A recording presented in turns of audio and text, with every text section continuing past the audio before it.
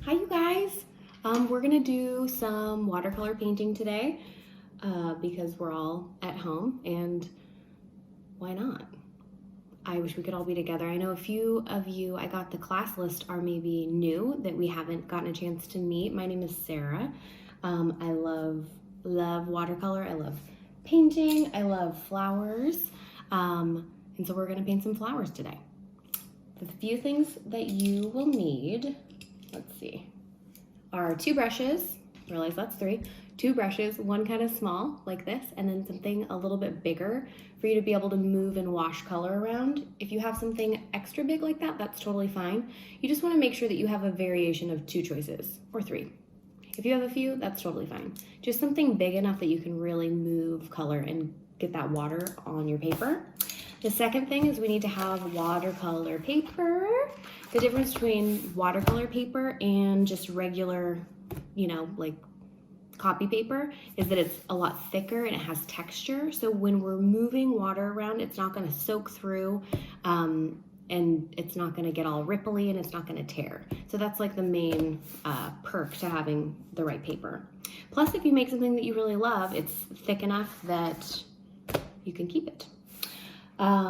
Next, you'll need something, well, I'm doing a different kind of paint. I'm doing watercolor paint, but it looks like this. It looks a little bit different.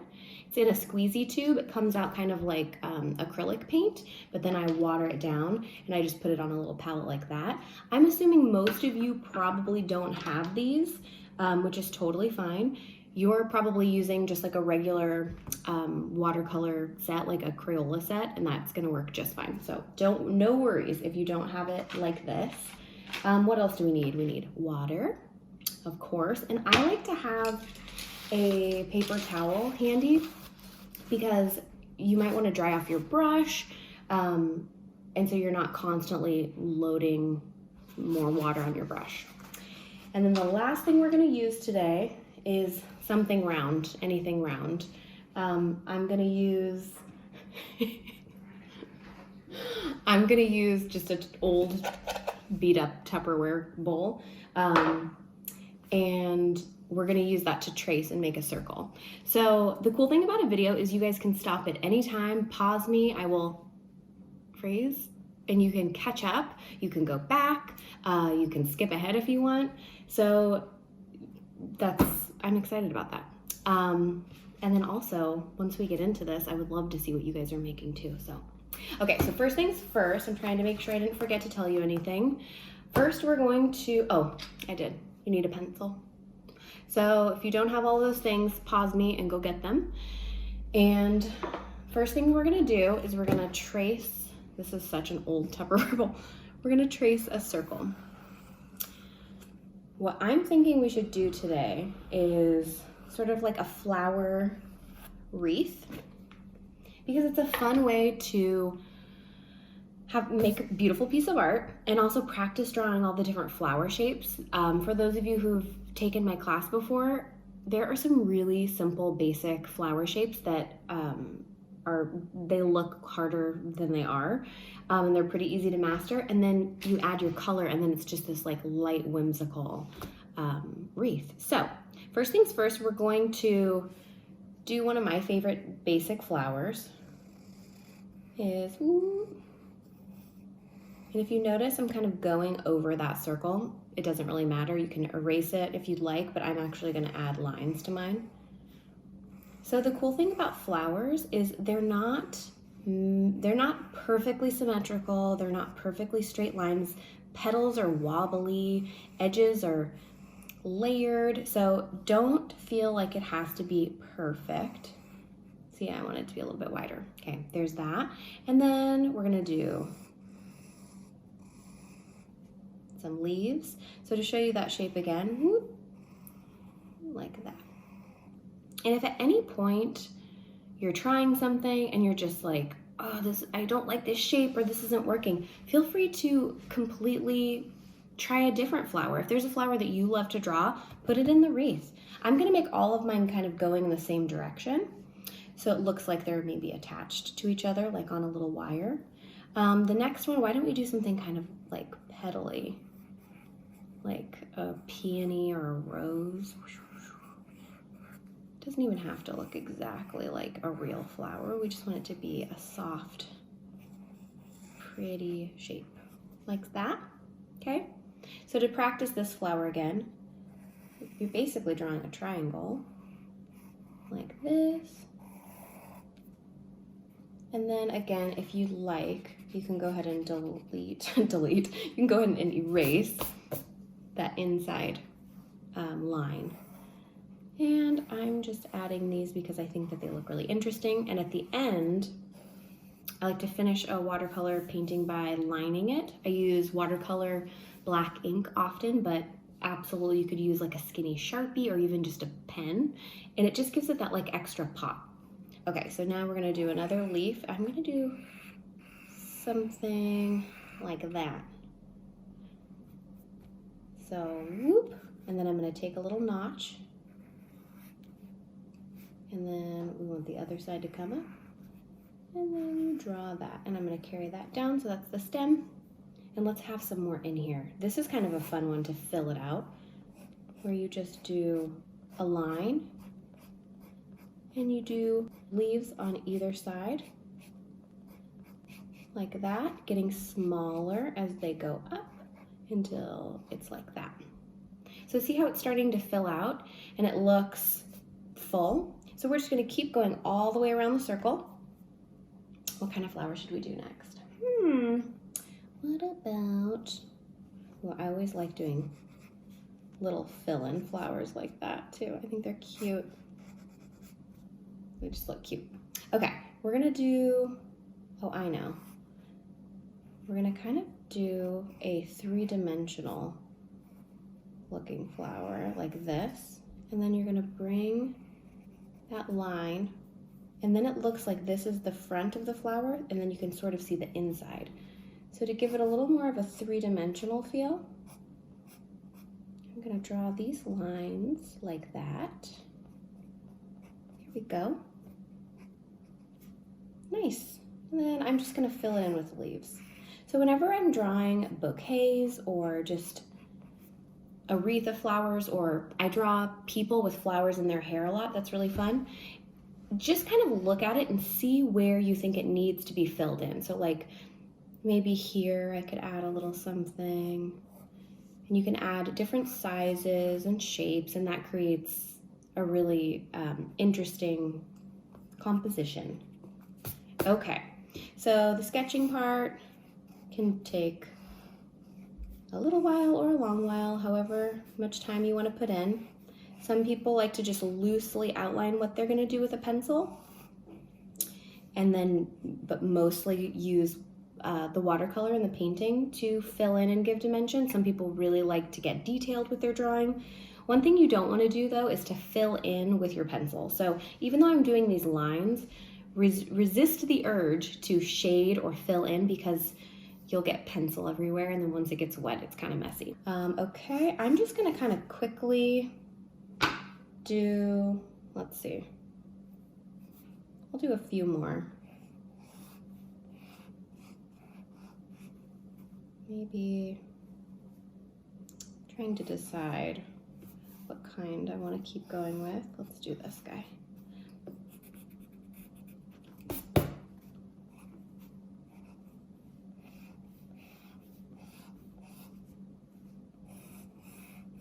Okay, and maybe another one of the peonies would be pretty.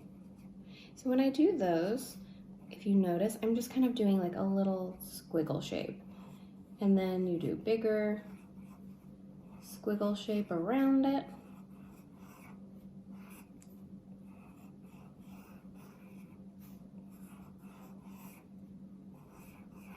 And I'm just gonna keep going, and I'm gonna add a few more petals. It's up to you.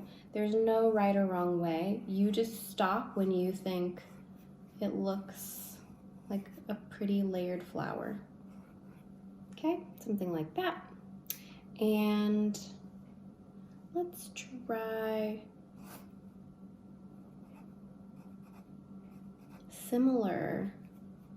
I'm drawing these little almost heart-shaped. There we go. Once you get the hang of drawing leaves, you just can fill them in. You could do an entire wreath of just leaves in these simple shapes and do different greens and it would look awesome.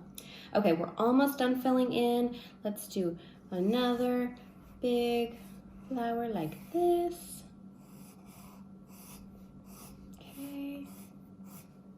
And what's this last one gonna be, guys? Let's do another one of those. Okay. Three-dimensional flower. Okay. Little leaf guy there. And then I'm gonna go ahead and erase that line so it looks like it's standing up.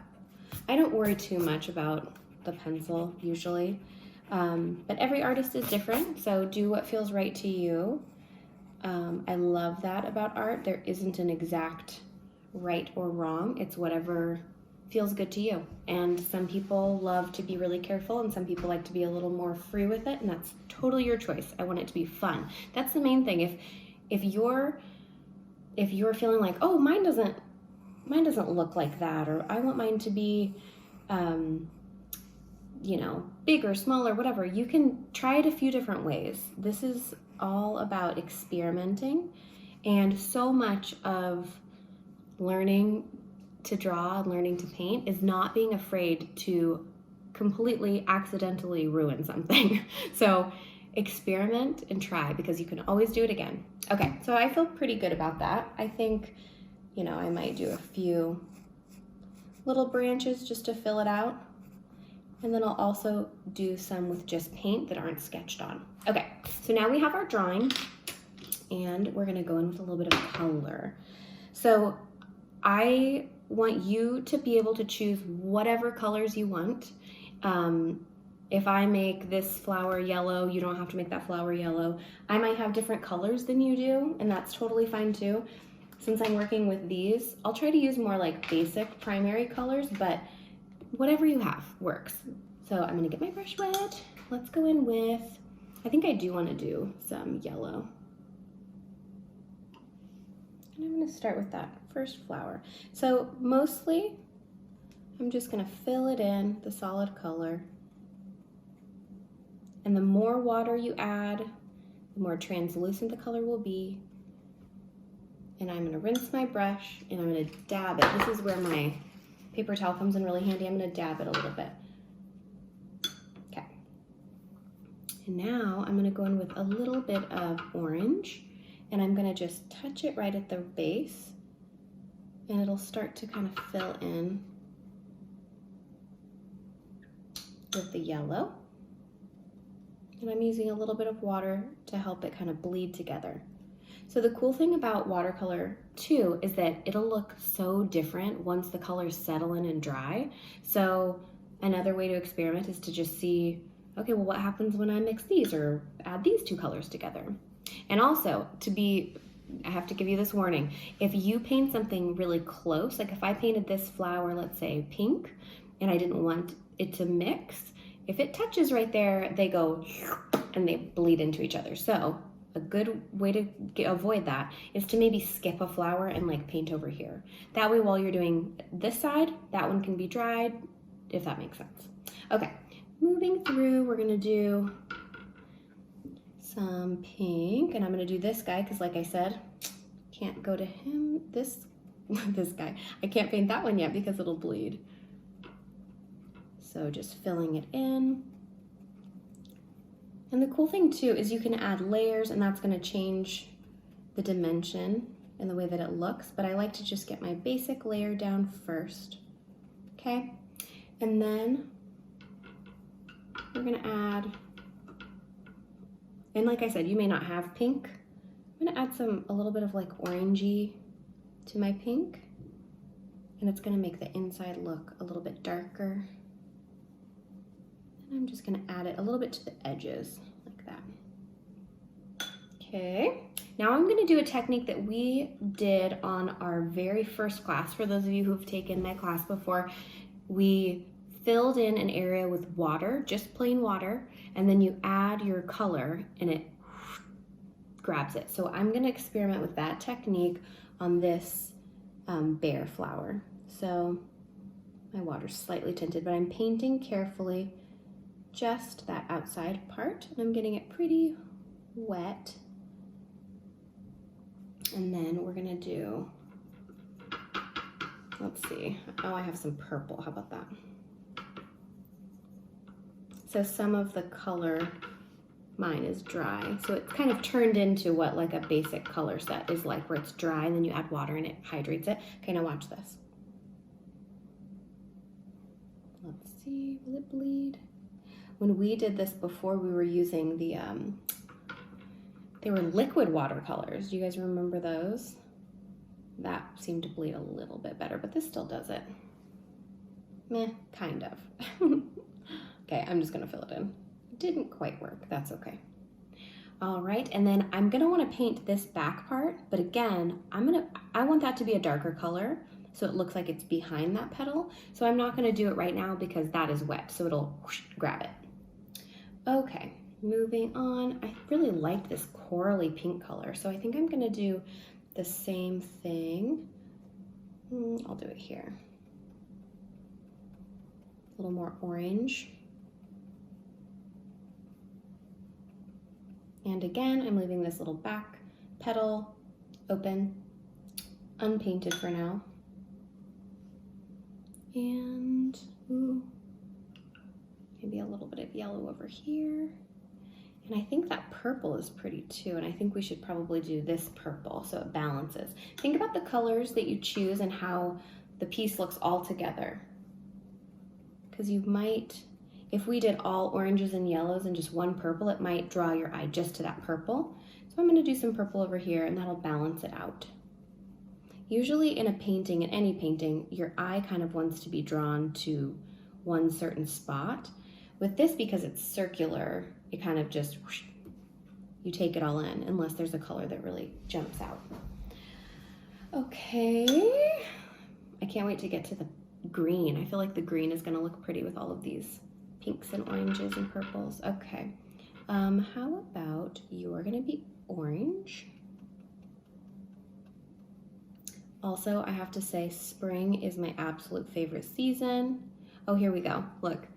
That's what I was talking about. It'll bleed. If that happens, one trick, if you take a bit of your paper towel, you can just sort of sop it up and stop it.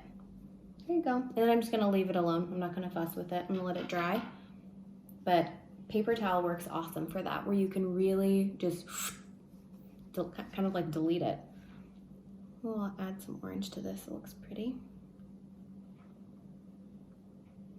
Oh, and this one's starting to dry. Ooh. So far, because I'm just doing like big washes, I'm mostly using this brush. I would say this is like a medium-sized brush. I like this shape and size a lot. If you're using a bigger brush like that, it might work if you're doing something like this, like whoosh, whoosh. But once you get to these little petals, the little leaves, I think it's gonna be tricky. Something about this size is super universal. It just works for a lot of different things. Okay, moving on to, we have 2 more flowers to do. Let's do, I'm gonna do a little more orange on that. Okay. Should we do this one pink also? I think we should. Pinky corally. Okay, so in the middle, ooh, I like that color, how pretty. I have been loving all these gorgeous flowers popping up everywhere. And I hope you guys have. Do you go on walks with your family and check out all the springy things? It makes me so happy. Okay, and I can't decide what should you be. I kind of want it to be yellow to balance that. Okay, we're gonna do yellow.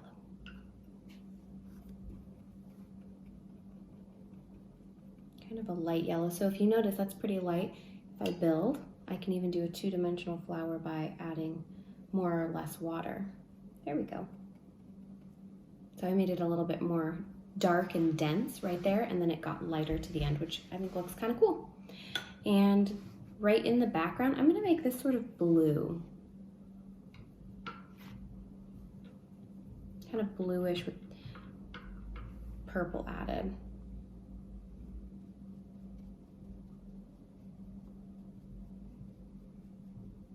And the thing about watercolor is they are meant to bleed in, so if it does it a little bit and you like it, stick with it. I think that looks really cool. And I'll do a little bit of blue here. It's just about layering. Here we go. Okay, next is, let's do the leaves. So I'm gonna switch to my smaller brush for some of these smaller leaves. We're gonna do some green. Okay. And just be careful not to get too much product on your brush. I shouldn't have started with such a tiny little leaf because I had so much product on my brush. So one trick is you can paint a larger area like this. You can see once it's kind of less product is on your brush, then you can go back to these little guys and steal some. Your brush will kind of just drink it like a little straw. And again, if you feel overwhelmed by any of these shapes, you can do any flower shape you want, and you can do any color you want. But mostly I just want to practice adding color that bleeds and grabs another color, and yeah, just having fun and painting together. And if you complete this, please, please, please send me a picture of it. I would love to see it. So I'm gonna do mostly, I don't know if you guys have more than one green or not, but I'm gonna do a basic green, and if you wanna add a little bit of blue, it becomes like kind of a tropical bluish green, can be really pretty on leaves. Or if you want it to be a little warmer, you can add a tiny bit of yellow to it. So for now, I'm just doing a base color green on all of the leaves. So the more water you add, the lighter the color will be. So if you want it to be a really light green, do that. If not, add a little more. So if you noticed, I skipped that because it was too wet to add the background color. Okay, and that's pretty much all of my littlest leaves. Almost done. I'm gonna say that is a flower. So I told you that I wanted to add some green ferns and leaves that we haven't painted. So I'm gonna show you how to do that. It's not drawn, but you can experiment with doing a line, and then whoosh, you just basically make the shape of your brush. You just drag your brush sideways like this. And it just makes a soft like fill in. It's a little bit lighter. I'm gonna make mine kind of light. Okay, let's do another one here. How about make them short? Really just don't be afraid to play around. Doot, doot, doot. Like that. Sometimes I add like little dots because it looks like, have you ever seen little leaves that have tiny little like offshoots? It can kind of look like that. Okay, pretty.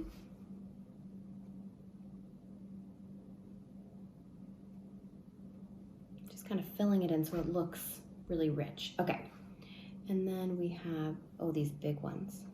It's up to you. I'm just gonna keep cruising with this smaller brush for now, but if you want to use the larger one to get it done quicker, you can. Also just experiment with trying different size brushes, because you might find, I think a lot of times we think like, oh, this is so hard, I can't do this, and most of the time it's because we just have the wrong tool. So if you were trying to write your name like in calligraphy, but you were using like a jumbo piece of chalk, that might be really hard to do. But if you have the right tool, you have a better chance of having fun and getting it. Okay, now I've mixed a little bit of blue. Do you see how it's like the teeniest bit? And if you are using just a palette of watercolor, and let's say it's just like Crayola watercolor and the top has a clear plastic, if you open it, you can actually mix colors on the top of that. So it kind of becomes a palette, or if you have a palette, you can mix off to the side. Oh, there's my blue. Wow, how pretty. I'm gonna add a little bit to this because it'll be interesting when it dries. That little layer of blue, it just makes it look a little shadowy. Okay. I think these should be purple. Oh, too much. Okay, this is another good example. I put so much water on my brush. So now look at this. I'm gonna get the tiniest little bit of paper towel and it's just gonna drink it up. There you go. Yeah, I use my paper towel a lot. But if you don't have paper towels, that's totally fine. You can use a rag, ask your mom or dad to use a rag, and that works too. Okay, what about these backgrounds? I think I'm just gonna make them a darker, do I have red? Ooh, yeah, like a darky red.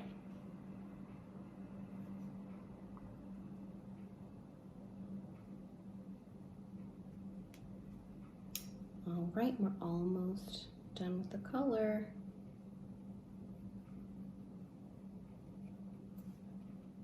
I'm gonna do a little bit of the red on the bottom, just for fun. Okay, and I'm feeling like this one needs to be a little darker. Do you guys agree? We have to cover up that spot that I wiped off earlier. And I don't know if you noticed, but again, with watercolor, I'm not exactly in the lines. I think that there's something kind of fun about being loose with it. It ends up having some really cool end results when you're just a little loose with it. Okay. Can do something like this. So now I love just kind of filling in little colors where the pink and red look good together. All right. And the other cool thing is once this totally dries, you can go back and add more layers without it bleeding. It'll have a different result. Okay, so I'm just gonna fill in a little bit more of these leaves. And let's try our new technique. Okay. And this is the big brush. I'm just using it on its side. And then what happens if I don't touch it to the stem? That's kind of cool. So you decide which style you like better. And because it's lighter in color, it sort of implies that it's in the background, not quite as detailed as what we're seeing with some of these others. This would be kind of cool if you wrote your name in the middle and you could hang it on your door. That would be really cool, like a beautiful sign. Okay, so I think for now I'm just gonna stop and let that dry, and we'll pick up at on our next class. I'm going to outline this with ink or pen, and then we'll get started on something else. Okay, thank you for watching. Send me pictures, send me questions that you might have. Let me know if there's anything you want to see more of. If you have a request, let me know. And this is really fun. I'm so excited. I'll see you next week. Okay, bye.